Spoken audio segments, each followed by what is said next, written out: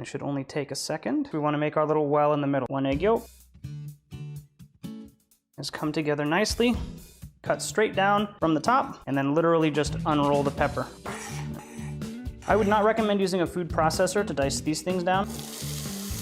And there's a healthy little sizzle. And we just want to put these in for like 30 to 45 seconds just to blanch them. We want to try and keep these guys in one piece because we're going to be wrapping our ratatouille in these. Just take the time, open them up very gently, and kind of flatten them out on the paper towel. We want the water to wick off and drain. There we go. All of tapenade. I'm just going to go ahead and pour this all out. We'll let this go for another 30 seconds or so. Scrape out our food processor. 500 grams cherry tomatoes. Blend these guys down and strain it.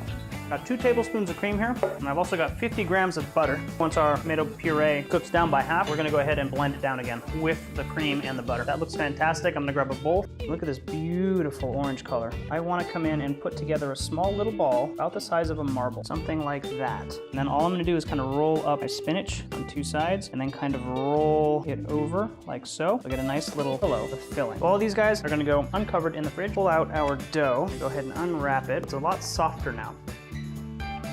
But you can actually see the pattern of the granite through the pasta. Cut out our round, and there is one of our tortellinis. Grab our little balls of ratatouille. So center line is like right here. We're gonna put it just a little bit to one side, and we're going to fold over. Take this corner, fold it over.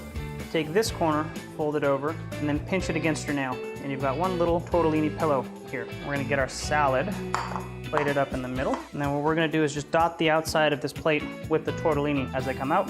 Just kind of draw around the plate, thin the tapenade out a bit. We're gonna do the same thing with this, a little bit outside here. We've got a delicious tortellini of ratatouille with sauce gazpacho done. Absolutely delicious, so good.